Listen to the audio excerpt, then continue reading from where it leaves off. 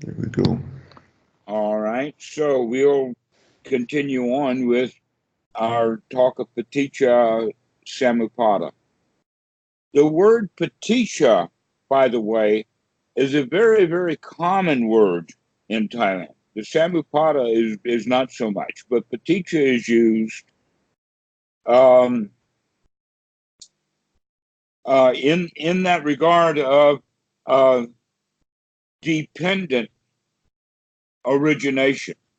Now, what that means is that the word Paticca means it depends upon something. All right, or that it's a catalyst or it is a cause. Okay, so it's that which is dependent upon. Now, I think I mentioned to you before that um, that in the sutras they talk about both forward and reverse order. That in fact in the enlightenment part of the Buddha, it's talked about that what he was really doing was putting together the Eightfold Noble Path and the Four Noble Truths in a system that was well understood. But the information that he had was not remarkably brand new. That most of the details that he taught were already there. In fact, there was even groups that knew about no self, but that there were subtle problems with the way that they had it because no one had cracked the final nut, and that final nut was, you know, what's wrong with humanity? What's the problem? In other words, why do we spend so much of our time dissatisfied? Why aren't we in a state of satisfaction? This is what they mean by dukkha nirodha. Dukkha and dukkha nirodha. This is what the Buddha says. That's what I've been looking for. Let's divide that out. And so he put it out in the frame of reference in the way that he understood things. And so he came up with this second noble truth. In fact, that's part of what it talks about in fair detail as what was happening with him during that period of time, but it's spoken as magically.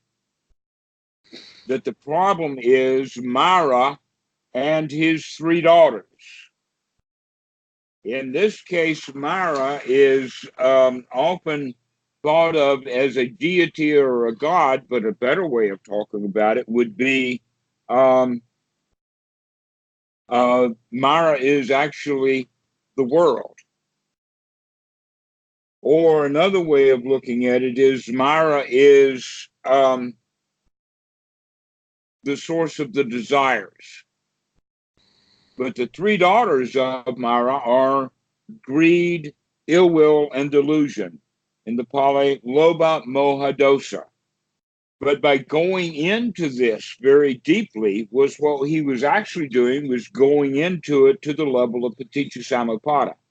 The Paticca Samuppada is nothing but a detailed description of the second noble truth, in the sense of how ignorance, especially ignorance of our feelings, winds up leading us astray, leads us astray into sensuality or leads us astray into anger without understanding these underlying feelings. And one of those feelings is in the Pali, it's like adukam, asukam,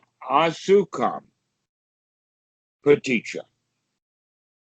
All right. And what this means is the feeling that is not an unhappy feeling, and it's not a happy feeling, but it is certainly a cause. It really hits you really strongly.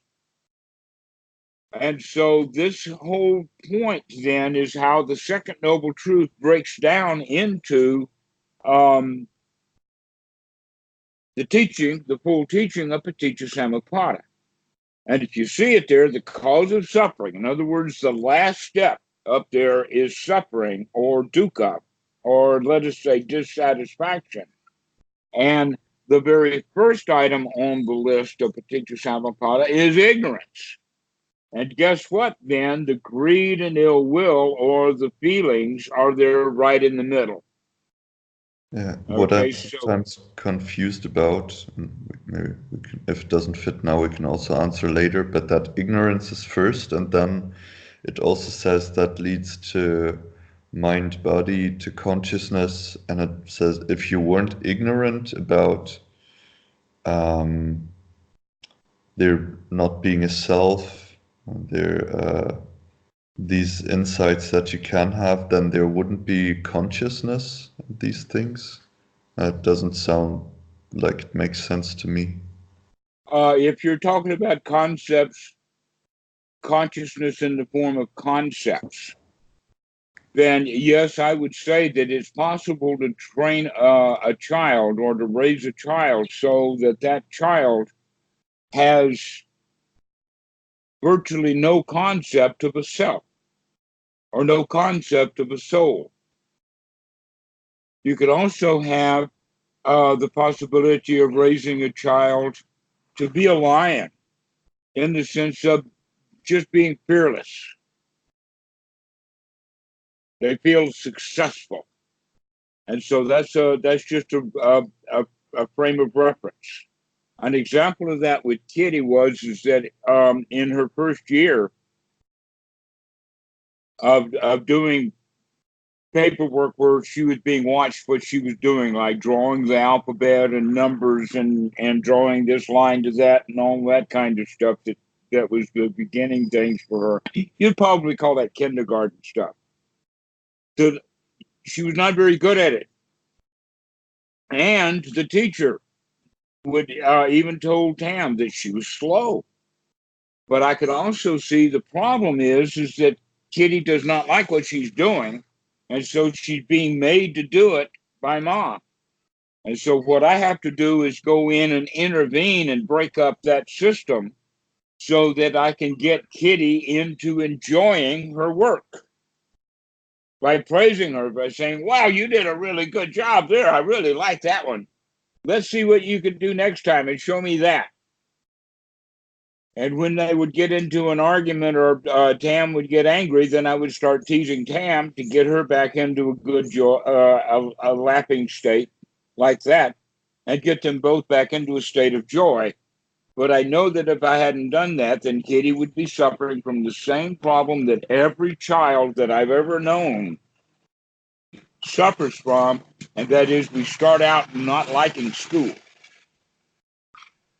because school is not fun. Well, why isn't it fun?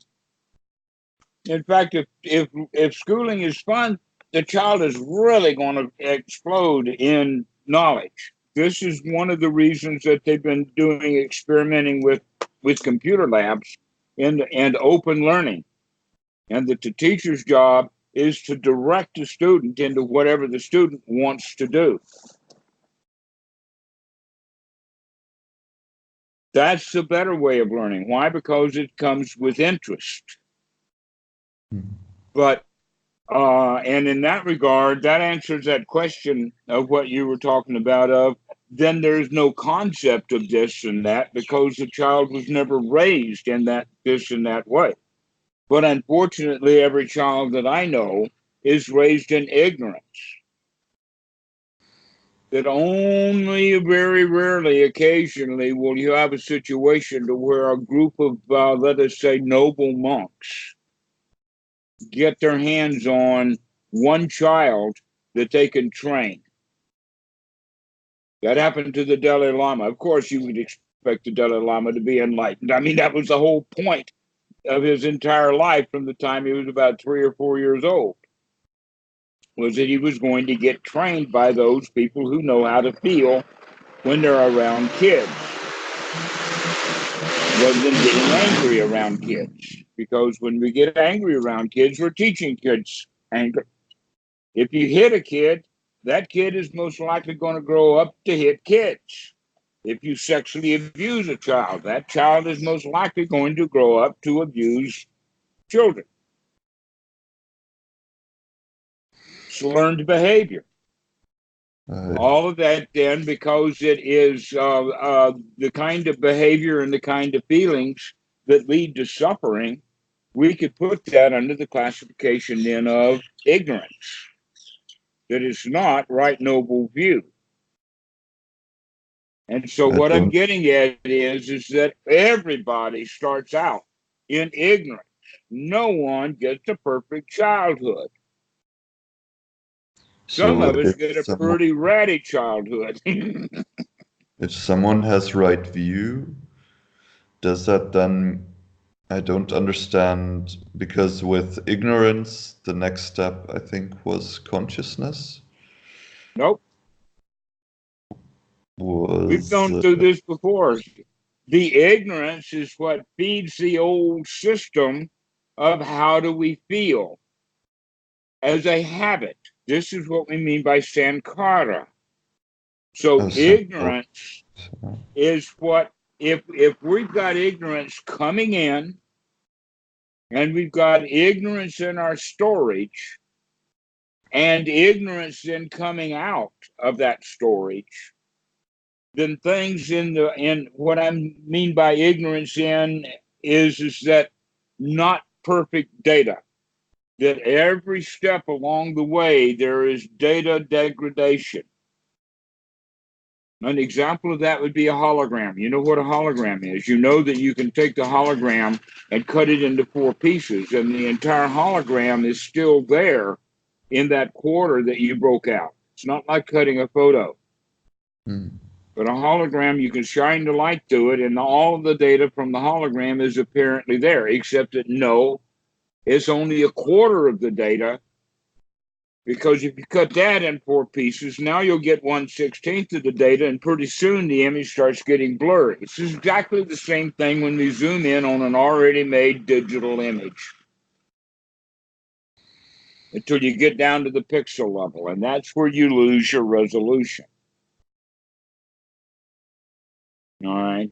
And so what that basic then pixel resolution is basically down to feelings. In other words, what I'm saying is the thing that really gets stored is the habit of the feeling. You do not remember everything that happened to you when you were 3 years old.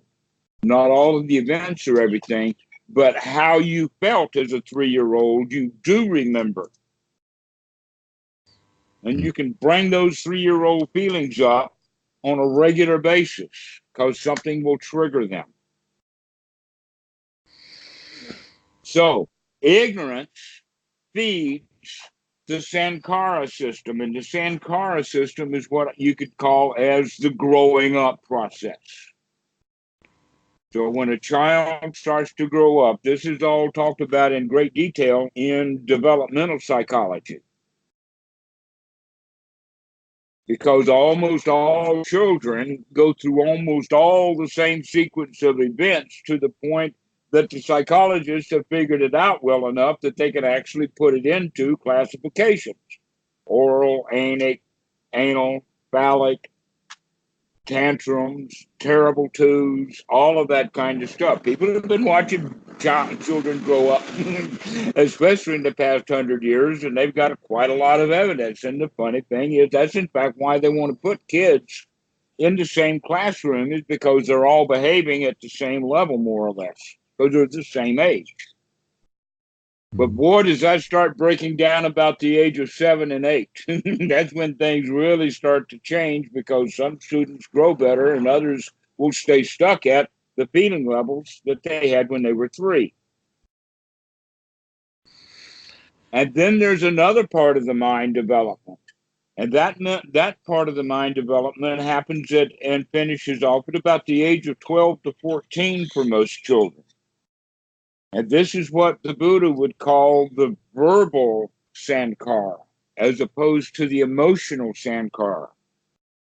Now, the verbal sankhara is basically language.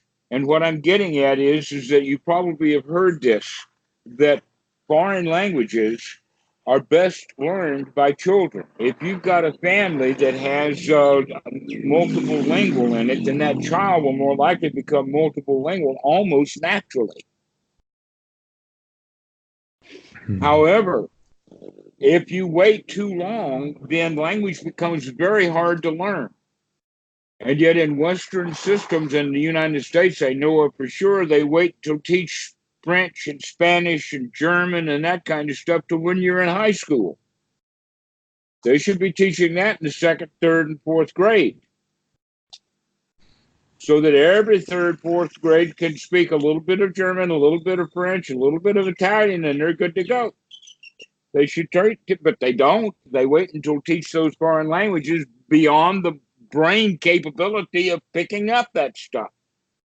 The children are too old. Yeah. Well, the same thing happens with concepts also. That some children get locked into a particular belief system or concept, and the churches have known about that forever. Train up a child in the way he should go, and when he was old, he will not depart from it. That's in the Bible. They knew this way back then. And in fact, this is what the bar mitzvah is all about. The bar mitzvah, the Jewish tradition of having a great big party, and the child has to learn all of this Torah stuff before he gets that thing. Well, what they're meaning, they're wanting to plow all of those concepts into this kid's brain before he gets too old to find it difficult to learn. That learning then as an adult means that we've got to have an open quality in a certain area of the brain to keep learning.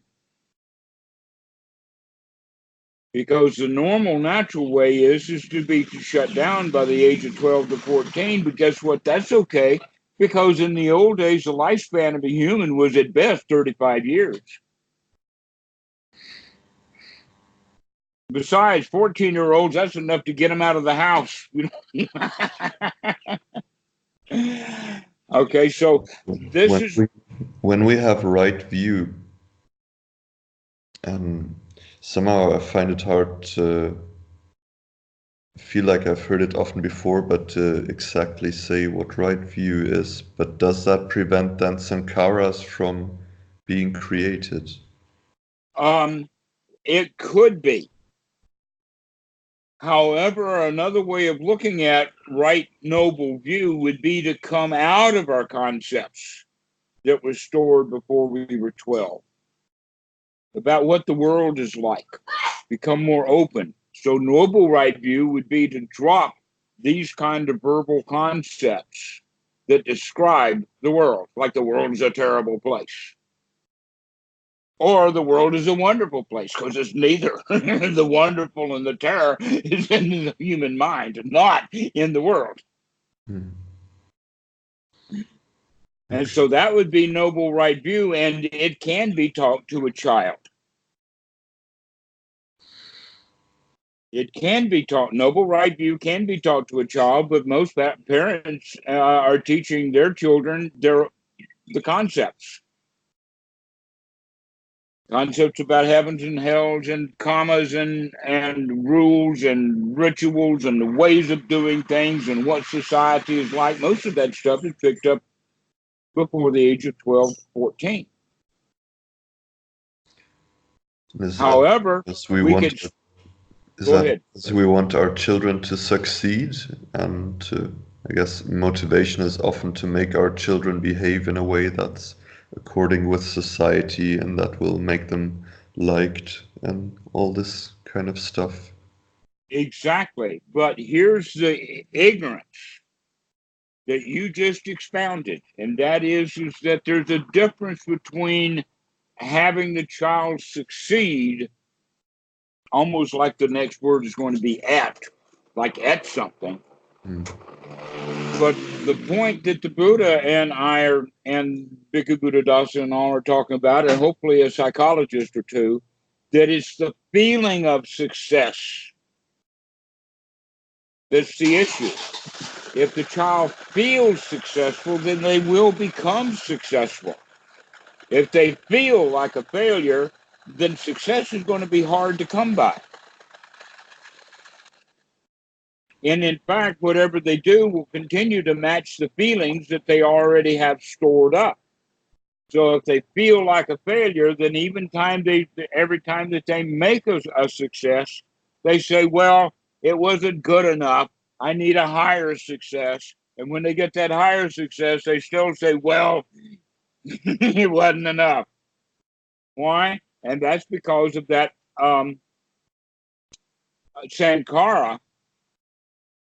One is the feeling underneath it, and then two, the concept that is overlying that. And so both of these levels of Sankara are there. One would be called verbal Sankara, and the other one is referenced as Sita Sankara.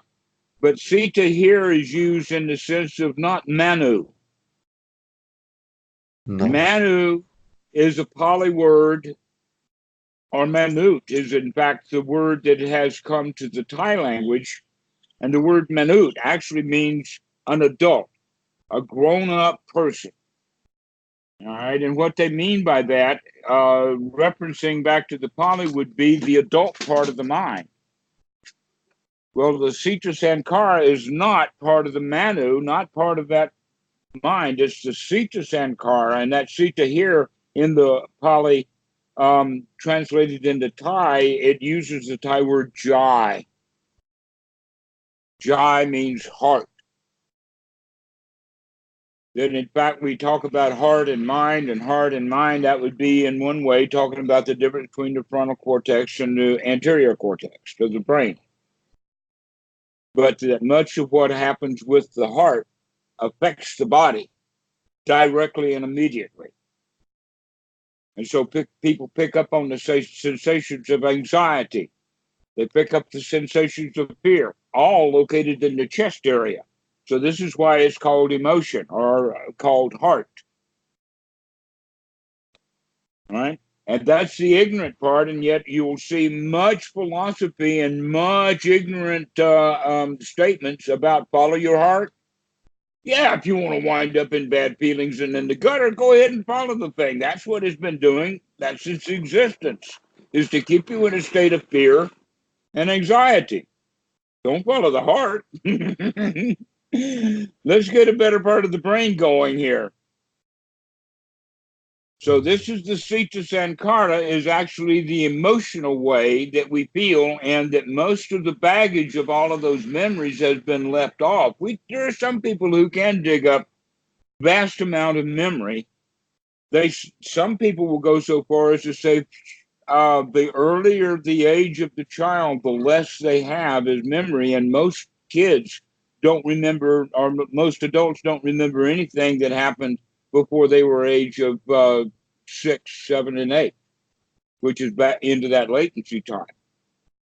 But with meditation and with remembrance and intentional going back, it's possible to dig up 10,000 things that happened at the age of 6 and 10,000 things that happened at the age of 5, starting with things like birthday presents. What did you get for your 5th birthday? What did you get for your 4th birthday? And start figuring that stuff out. You can, in fact, dredge that stuff up. But if you do, you'll be going to start dredging up feeling memories along with it. And so it's not necessarily such a good idea to do psychological archaeology. And they do that a lot in psychology. Oh, well, let's find out why you feel that way. And then the therapist, then the client goes off and he comes back and he says, I found it out. The problem is that the reason I'm an asshole today is because my mom gave me a spanking when I was 4 years old. And he and the psychologist says, great, now we know what happened. But if they'd have dug a little deeper, they'd have said, oh, well, maybe the reason why mama gave you a spanking at the age of 4 is you were being an asshole already. The spanking didn't create the assholeness. It made it worse.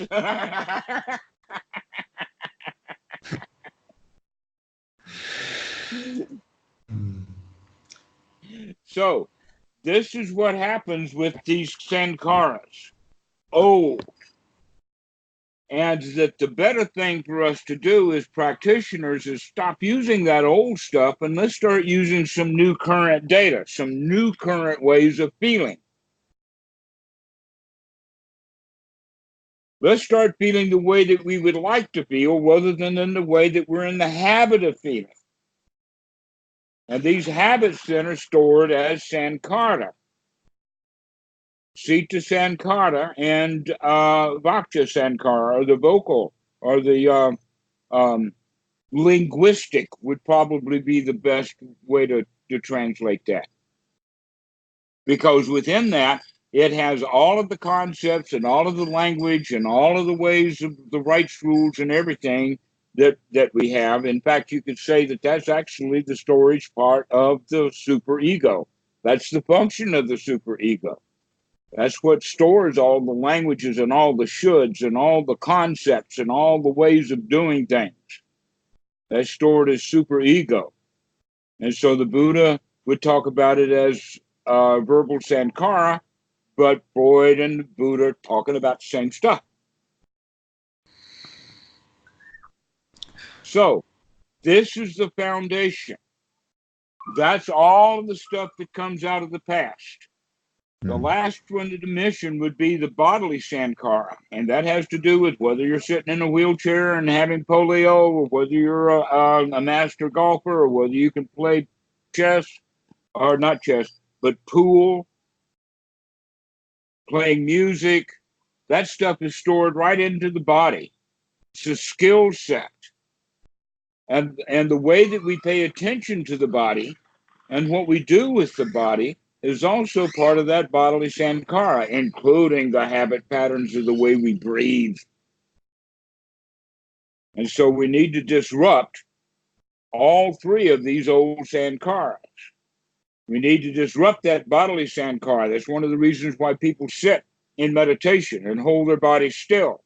It's part of the reasons of doing the deep breathing and doing yogas and all of that kind of stuff, is to limber up and get the body loose and comfortable. We use right noble view to clean out all of those old concepts and ways of doing things. And that right noble view is based upon satisfaction and dissatisfaction, to keep checking that that's our guideline now. Dukkha, dukkha, nirodha. So if I want to keep right noble view over the day,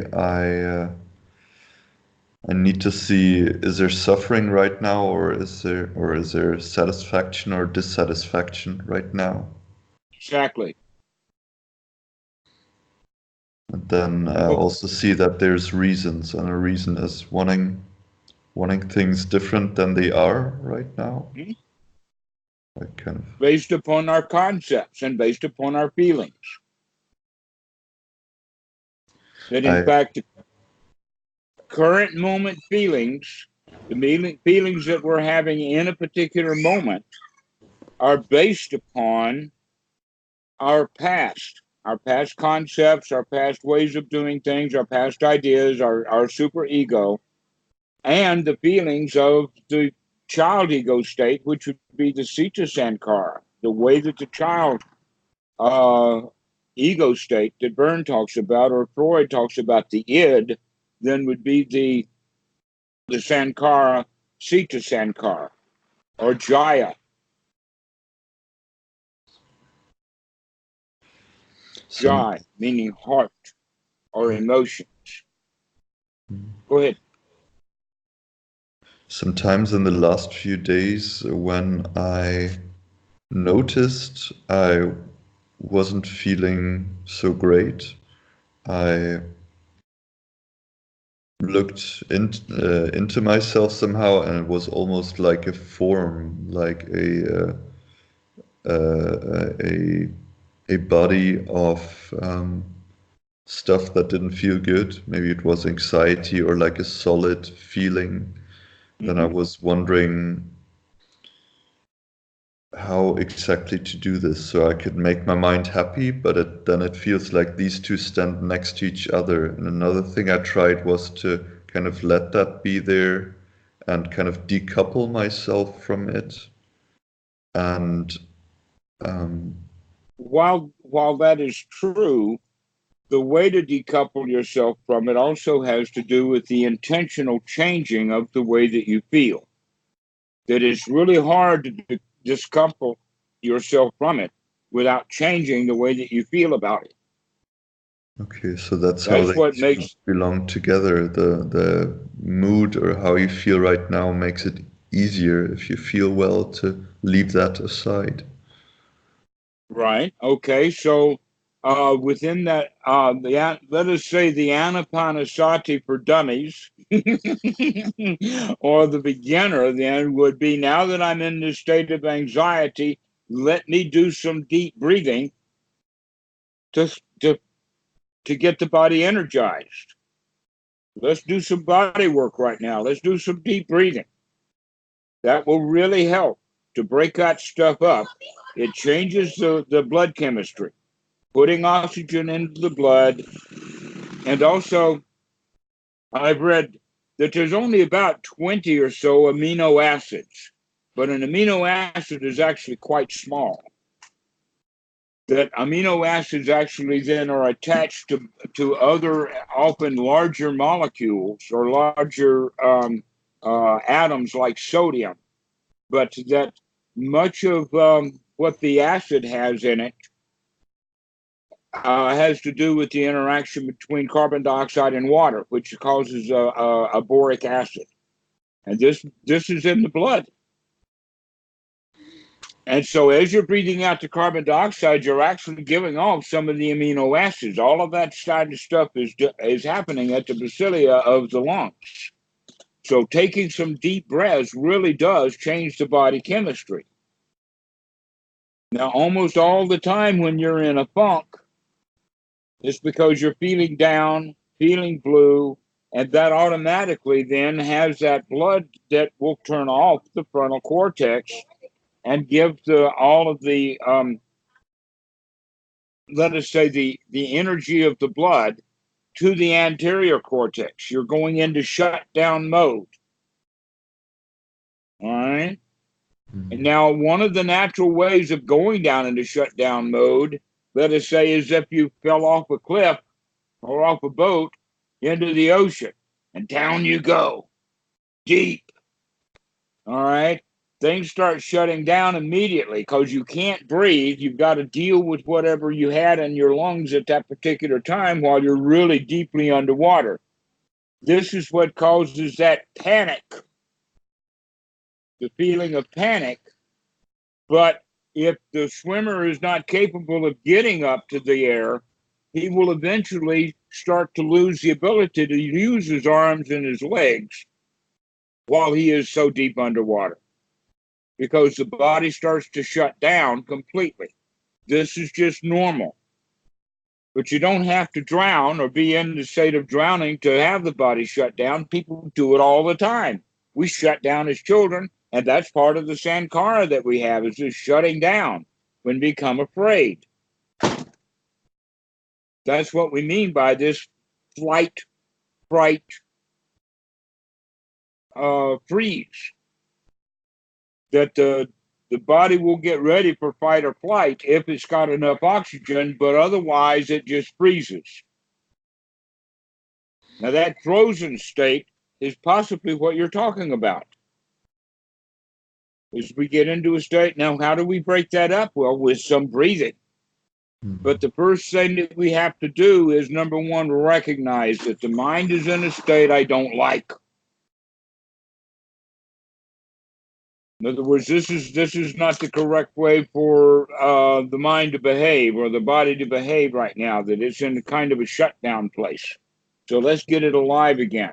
So the first thing that happens is sati. The second thing that happens, which sati means step 9 of Anapanasati, I can wake up. I can see what's going on. The next thing is to start taking some deep breaths. Let's get some oxygen in the body. Along with that is step 10 of Anapanasati, which is gladdening the mind, which means getting it for success. Wow, I'm really glad that I saw that I was in a deep depressed state. Let's come out of that state. Let's come out of that freeze state. Let's start taking some air. I can do this. So now we're getting right attitude coming in. Right effort is to start taking some deep breaths. It's just typical Anapanasati for dummies. This is what you need to do, and you need to do your Anapanasati most when you recognize that your body is in that funk state.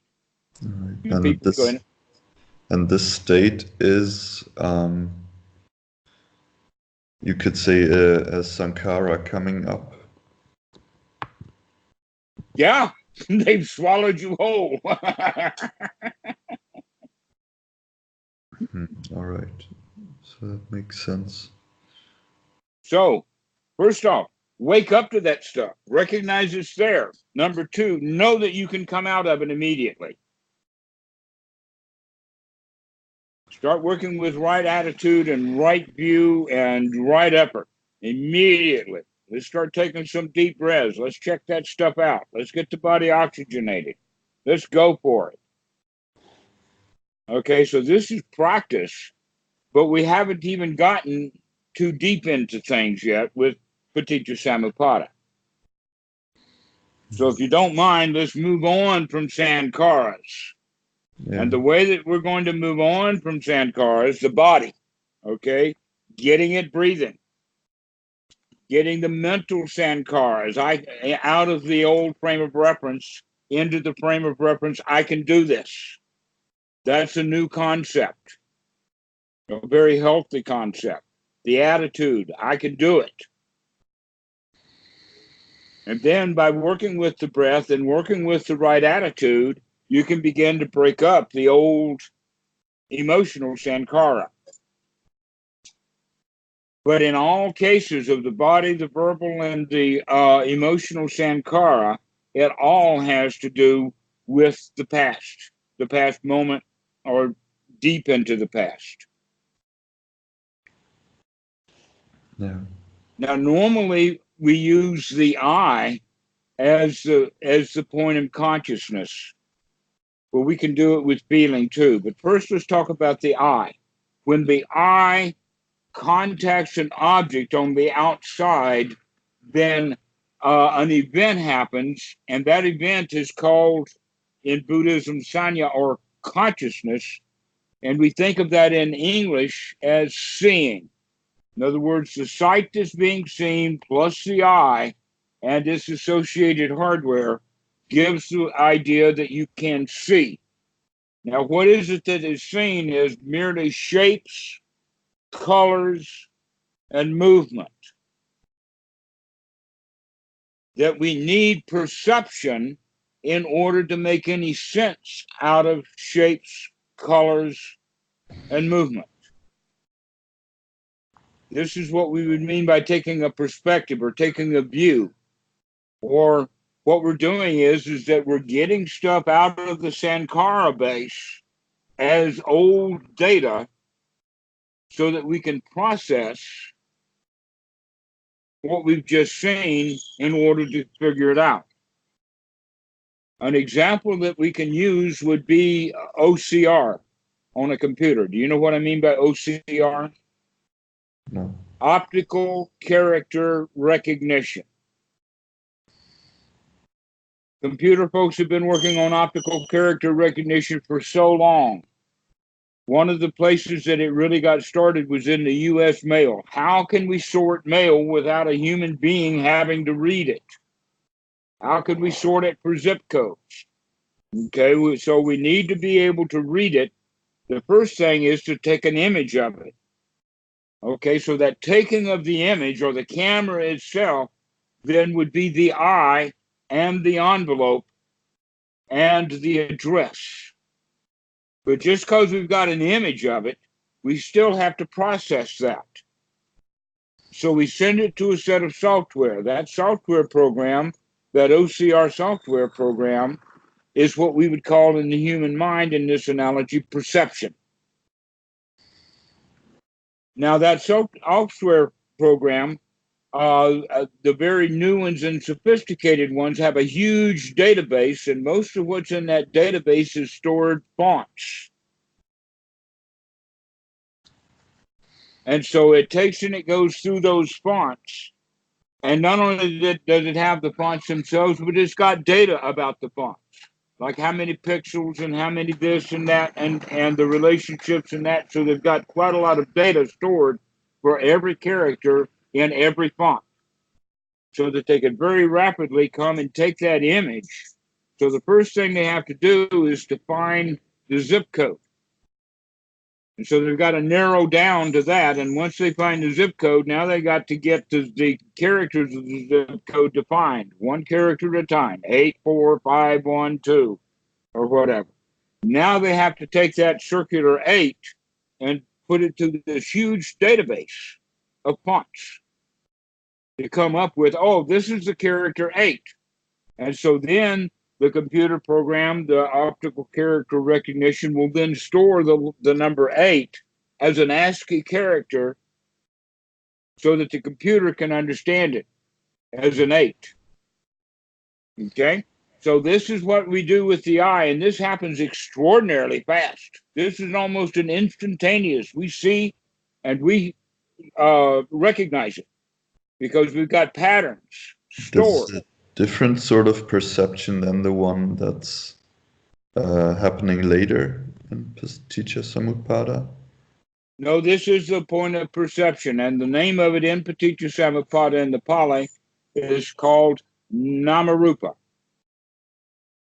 Namarupa means that it takes the actual envelope, the rupa, and converts it into the number, the nama, 8. Because that's later, perception. It's Namarupa. It is taking an external object and creating something for the internal. And so that perceptual process comes out with the ASCII code of 8. That ASCII code of 8 then is what the computer needs. That's computer language, not a drawing of a circular device like this that's on the paper. But it's the actual computer's number 8. That actual computer's number 8 is not the same 8 that was on that envelope. What's on the envelope and what stores in the computer, not the same. So this has some sort of meaning or is a signal now. Now it has a meaning to it. And before, all it had was an image. But now it's got a meaning to it. That meaning in the Pali is called the Salayatana.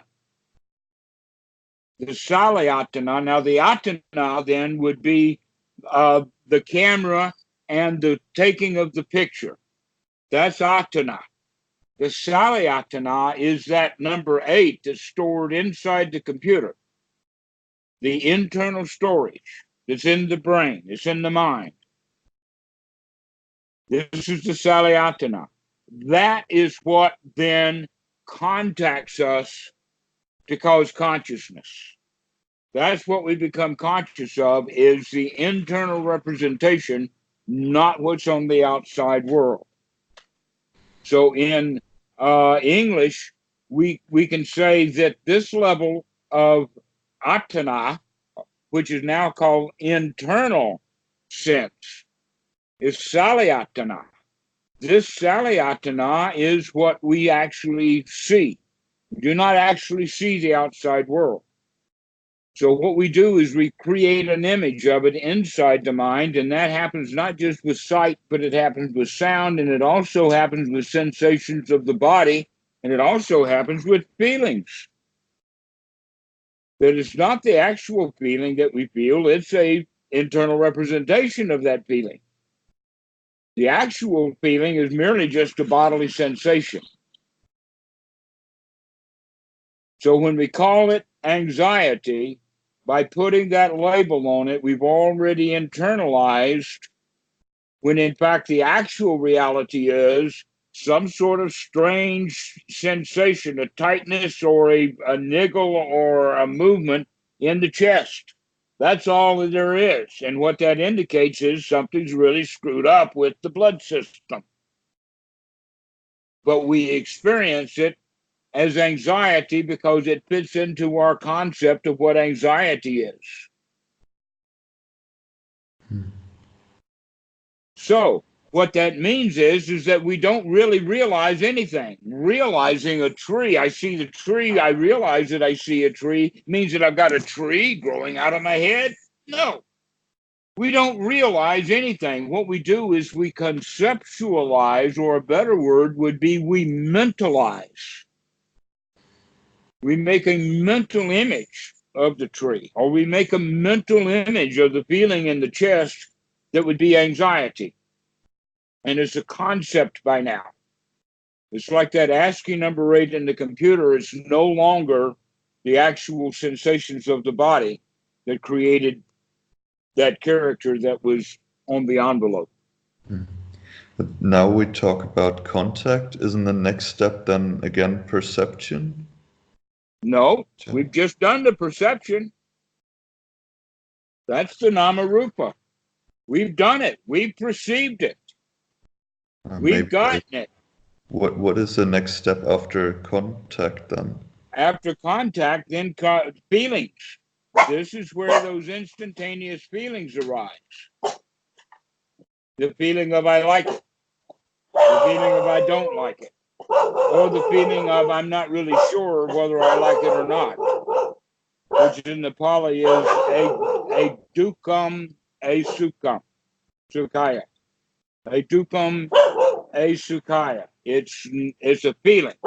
It is a paticca. It's a big deal. But it is not a dukkha, and it's not a sukha. It's something in between. Now, in the Pali, some translators translate that as a neutral feeling. There's no such thing as a neutral feeling. A neutral feeling is no feeling at all. That's more like not feeling, which is actually a better state.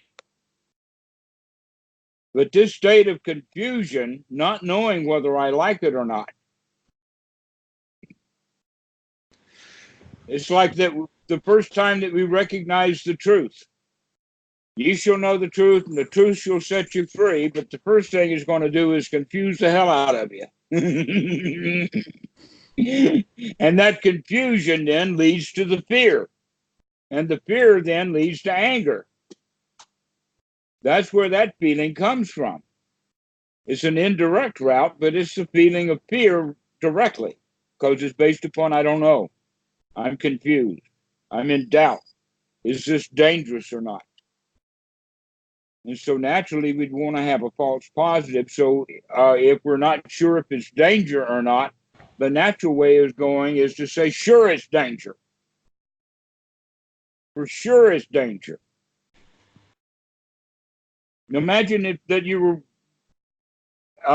let us say, 500,000 years ago, walking through the woods, naked and barefoot, but you do have a spear. And you've got a guy beside you, and your good friend, and both of you are walking down the path, and you hear a rustle behind you, some noise in the bushes. You turn around to see what it is making the noise while your friend is already taken off, and he's now 30, 40 feet or yards, running as hard as he can. So, who gets eaten by whatever was rustling in that bush? Why? Because you were confused. Where your friend went right into fear. You turned around to see what it was because you were confused. You didn't know whether you liked it or not. That's confusion.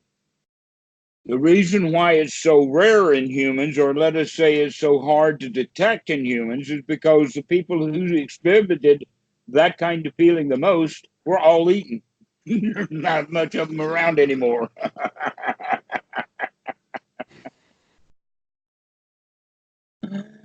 So that's the point then, is that we make false positives. Our natural bottom line to go to is to be in fear. So whenever we're confused, we don't know whether we like it or not, we go right into it, into the state of fear. We don't remain in that state of confusion. But it would be better if we did, because then we can see it more clearly. So it's much likely then for that feeling of a dukkam, a sukha, to go into dukkam, to go into unsatisfactory feeling. So we have these kind of feelings. These three feelings then arise out of whatever it was that we witnessed or that contacted us.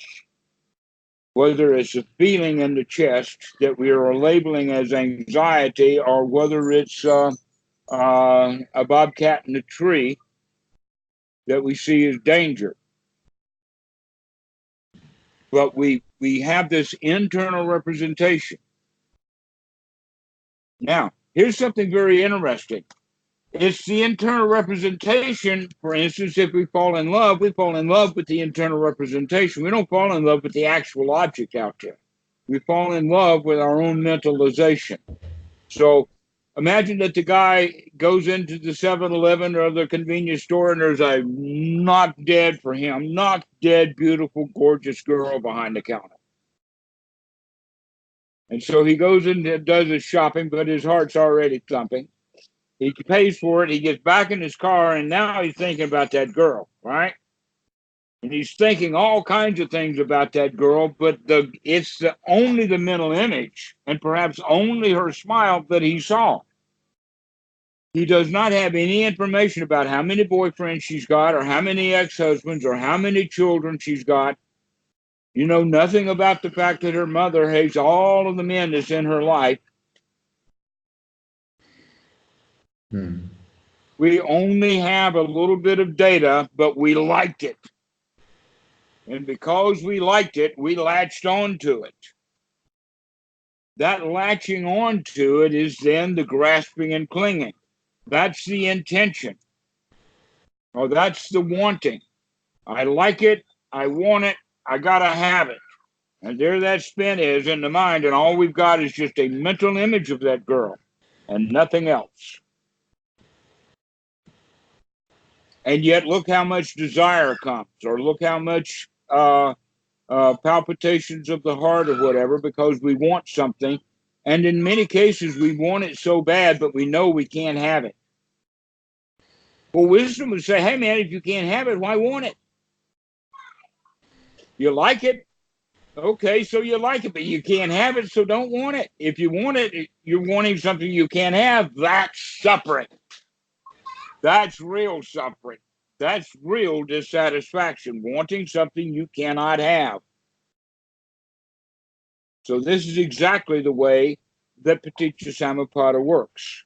And I'm giving you a kind of a shorthand version of it. But feelings lead to wanting, or it leads to confusion, or it leads to hating. But this state of confusion now is also what we mean by ignorance, because we don't even know how to feel at this stage. This is the real ignorance of the moment that the Buddha was talking about, not the original ignorance that caused us to feel the way that we were feeling when we were children because we weren't raised properly.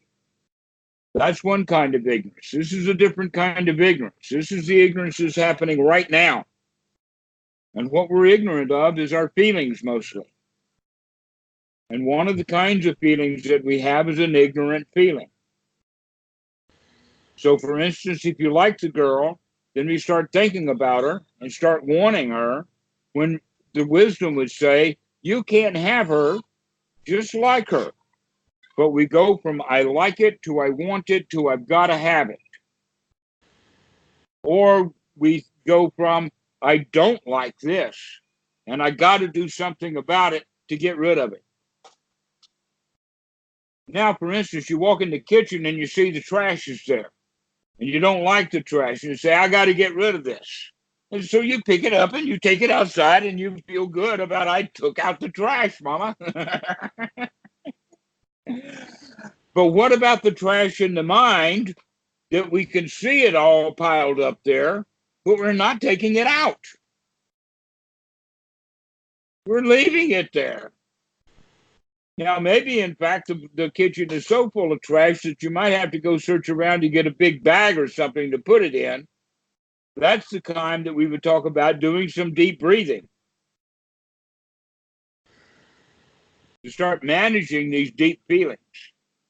Let's get the body going. Let's get the situation flowing more like what's really happening in the present moment, rather than dealing with feelings that are based upon the past.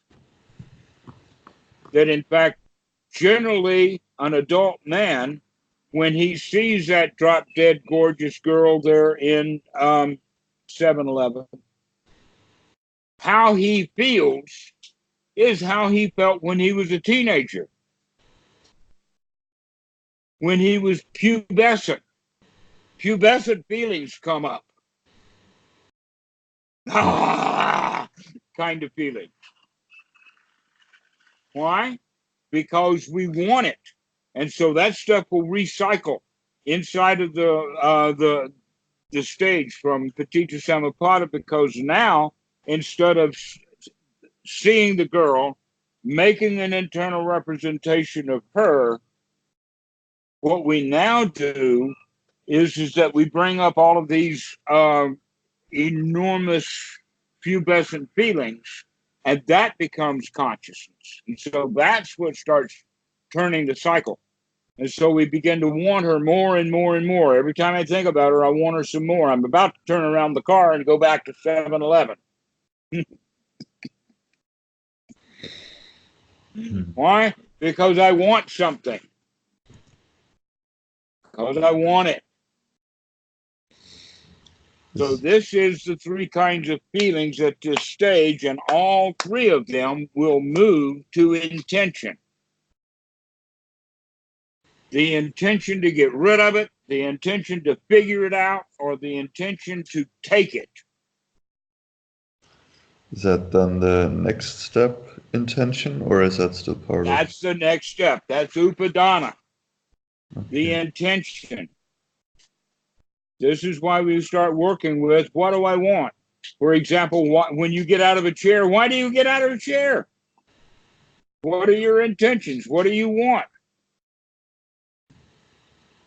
That's why that getting out of the chair is so valuable as a training tool.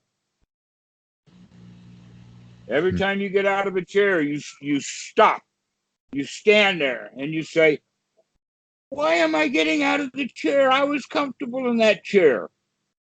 Am I going after coffee? Okay, I've got that. That's what I'm going. Am I going to the bathroom? Am I going to do both? But why am I getting up? Let's start figuring out how the mind is in operation rather than just doing what we want to do. We're going to stop and investigate. What is it that drives us? What causes us to get in the car and go someplace? What causes us to get out of the chair? What causes us to get out of bed? So that's clarity of our intention. Clarity of feeling is being aware of, okay, I'm always feeling good or bad about something, but which of the two is it, really? Yes. Yes, Okay. exactly. So this is what Bhikkhu Buddhadasa talks about when he's talking about mindfulness at the point of contact, or better still, wisdom at the point of contact. And what we mean by that is having that frontal cortex open to what kind of mental images are we producing here?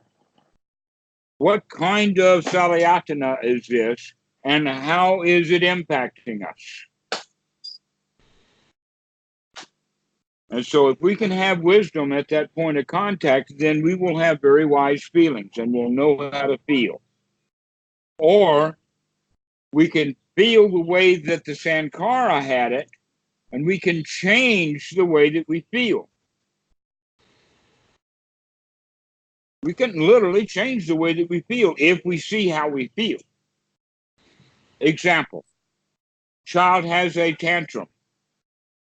If mother is aware, if she's a meditator, if she's practicing correctly, when that child has a tantrum, she will not have a tantrum back.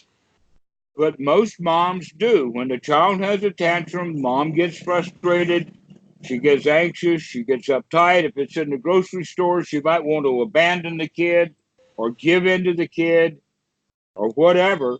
Sometimes they even raise their hand about to smack the kid. That means that now the child is going to start being fearful as well as greedy.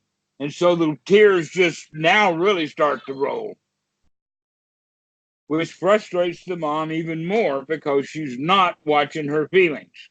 She's intending to shut this kid up. But if you'll imagine what happened is right now in this situation is exactly what happened to her when she was that child with her mom.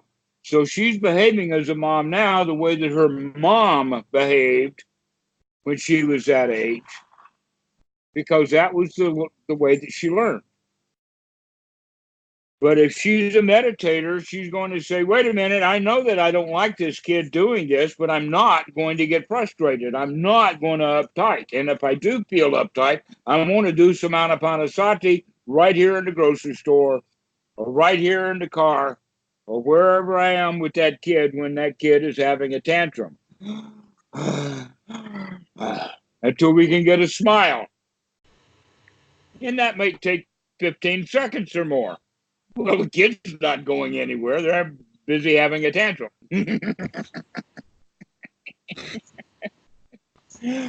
But when we can get a smile on our face, when we can take control of how we feel and change how we feel, now we can begin to differently operate with that child to help bring the child out of their frustration, out of the tantrum. And you can do that very playfully. Like, wow, how can you smile when you're crying like that? I thought, I see a smile. I bet you can smile. You can cry and be unhappy and all of that, but I bet you smile if you hear me smile. So that's the way that you can teach them. Children respond to that. They respond to teasing. They respond to playfulness. But you cannot choose to respond happily and playfully and with great satisfaction if you don't remember to do it. This is sati, to remember to look at how you feel before you behave. So for men, it's not so much that. I gave an example with a mom and her child, but let's have another one, and that is, when do you get angry? Whenever you get angry, what do? Well, the first thing that you should say or do when you get angry is recognize I'm angry. But most people don't. They're in denial. They don't. Yeah. I'm not angry. Don't say I'm angry. I'll beat the hell out of you if you tell me I'm angry again.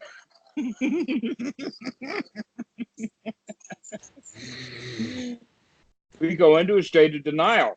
So when we get angry, the very first thing that we need to do is come out of our denial, wake the hell up, get some sati, recognize that I do not want to feel angry. Start doing some deep breathing and come out of it. But the important thing is don't say anything. Don't spread the anger. If you're angry at someone, don't tell them. If you're angry at something and there's someone around, don't tell them.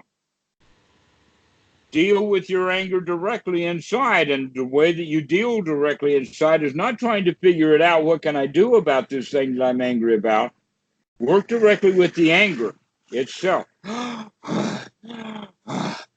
can take over this anger. I don't have to feel angry. I'm going to feel happy instead. This is how we practice Paticcasamupada and Anapanasati together. They're the same thing. Paticcasamupada is nothing but a full expression of the second noble truth. This is what causes suffering, and if you can see this is what causes suffering, stop it already. What about the last two steps? So let's do with that one. When you have tanha, Let us say that tanha is clinging. Mhm. One of my jokes is coming. Clinging requires a clingor. Watch my hand here. Notice the arm. As the hand grasps holds to hang onto that, all of the power of the grasping comes from the arm. That's like the self. You cannot have ownership unless there is an owner. Clinging is the demand for ownership. She's mine.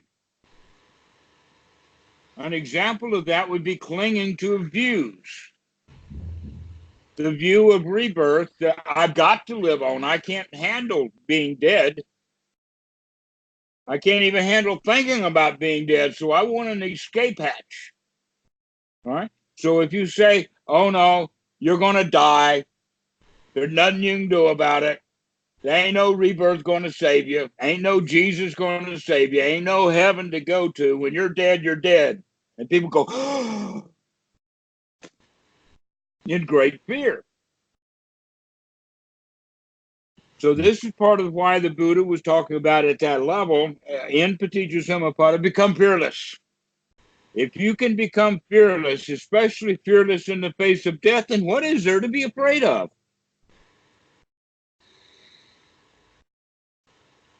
What is it to be afraid of if you're not afraid of death? Because that's what we cling to most, is staying alive. I think often the pictures of hell in Middle Ages and times was like of eternal suffering, so just bad feelings all the time, and to extreme degree. Actually, I've never seen any of those, but I have seen tons of pictures of body sensation augmentation. Yeah, something like Broken that. bones, busted skulls, drying flesh, Yeah, knife wounds, stabs, all great stuff. but it's all physical. Yeah. All, and the question would be, well, how can an artist draw a mental image that you can hang at a chapel? How can he create something? And it's the, how to say it, the theme of it is mental suffering. What kind of picture, what kind of drawing would he have to depict mental dissatisfaction? They have to pick on the body because that's a physical item. Why? Because real suffering, real dissatisfaction is not physical, it's only mental.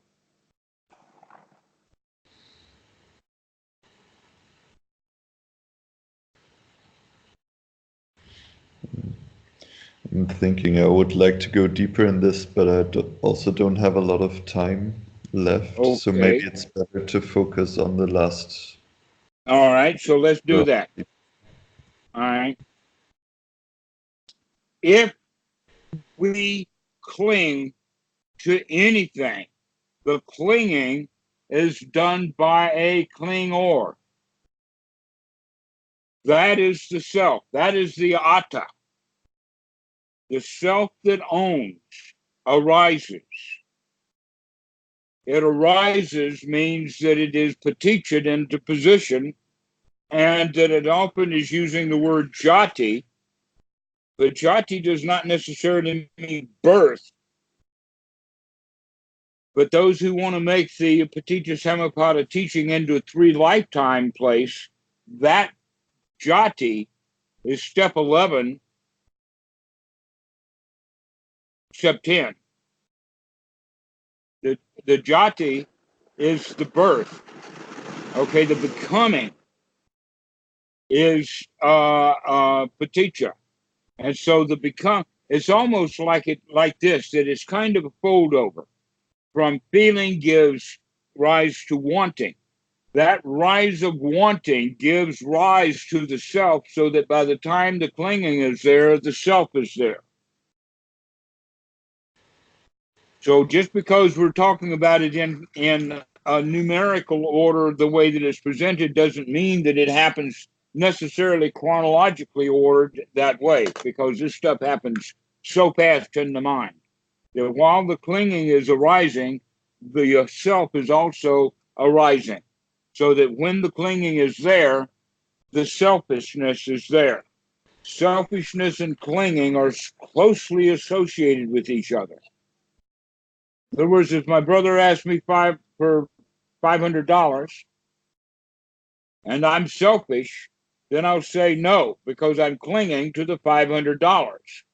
That's mine. But if he asks for $500 and I say, where can I find $500? Oh, yeah, I've got it in my wallet. Here you go. And we give him the loan. Why? Because there's no selfishness there, which means there's no suffering there. But if I have clinging to that $500, then I'm creating suffering for myself because I'm being selfish. And I'm creating suffering for my brother by not giving him the money that may, in fact, get him out of jail or whatever. All right. So this is the clinging. And the clinging requires selfishness. We could almost go to the point of saying it's the self that is that which experiences dukkha. If there is no selfishness, then there is no dukkha. But the selfishness almost always arises immediately with the clinging. But it is possible for people to recognize that they are clinging. An example would be a husband and a wife that are really fighting with each other. And then one of them recognizes they've gone too far. And so they storm out of the room and slam the door. Why? Because they can see the suffering, they can see the clinging, they can see the selfishness. But that's all they see at that point. And it's way too late because the suffering is already in progress. Let's just not make it worse. Let's cut this thing off. Let's slam the door. The slamming, by the way, is a point of suffering. It's a punctuation mark. All right. So the point is that how soon can we catch this? Do we have to wait until it's full-blown clinging? Or can we back it up to where we can see actually the wanting? Can we back it up to the feelings so that we can actually see the feelings? Can we back it up to the point of contact?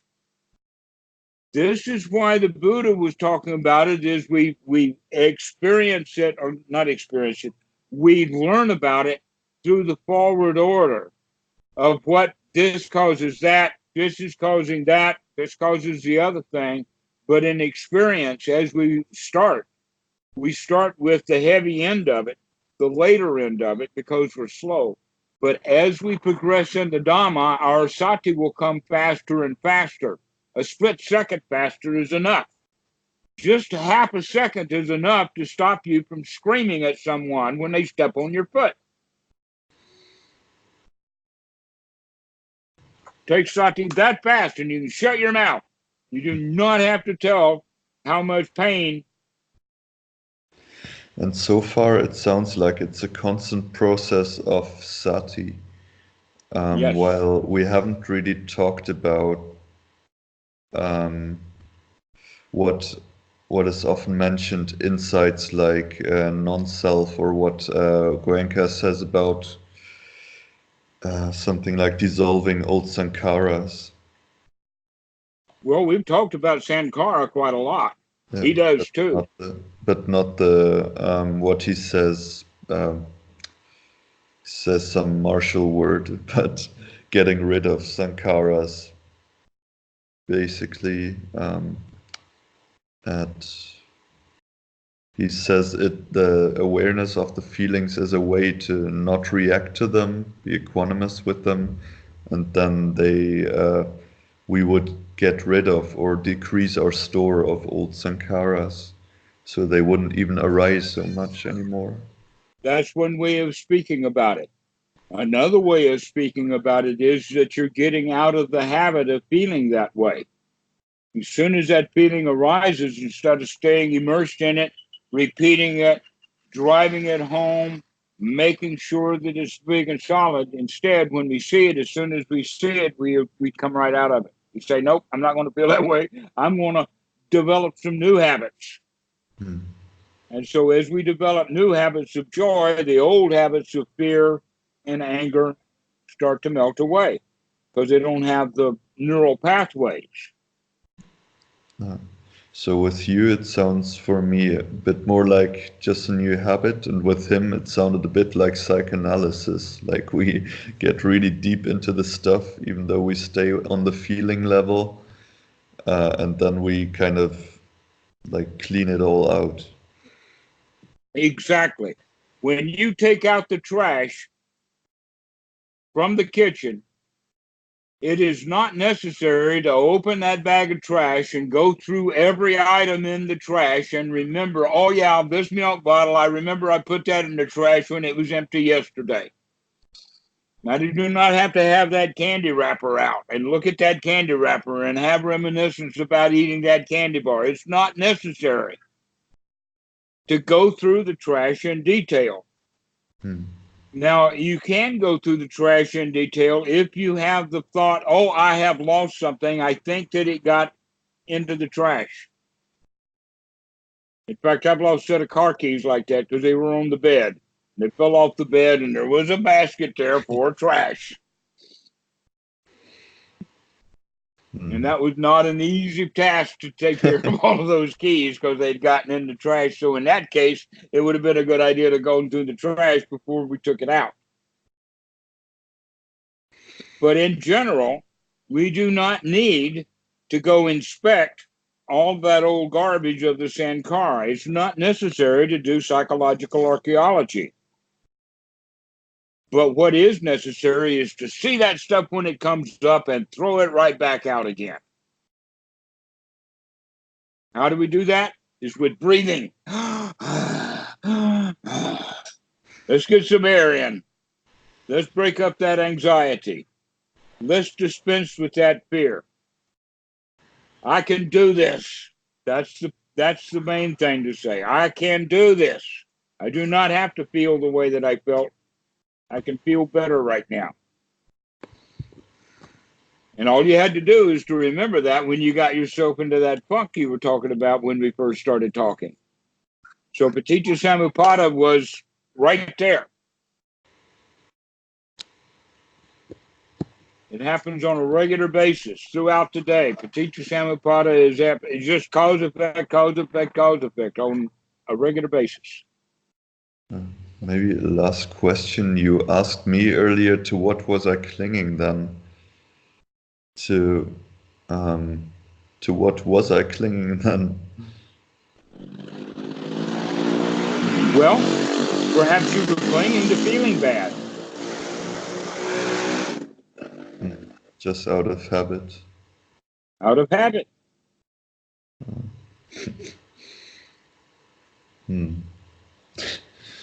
That makes sense. And what you're doing there is exactly what happens in the meditation when the students recognize that the mind has wandered away, but instead of coming back to the breath and starting over again happily, they have thoughts like, oh gosh, there it goes again. This sati stuff is so hard to do, right? Oh, I've gotten myself into a funk. Oh, this is so hard to deal with. And it's exactly the same thing with exactly the same tool. Right sati, right effort, right attitude, and right view. Over and over and over and over again will get you right out of that funk. That's why this practice of the Buddha is so intricately wrapped. You can see, in fact, the relationship between the second noble truth and the eightfold noble path. That we practice the path to come out of the suffering. When I like always when you ask me how's it been going, I feel a bit guilty because I have been feeling bad sometimes.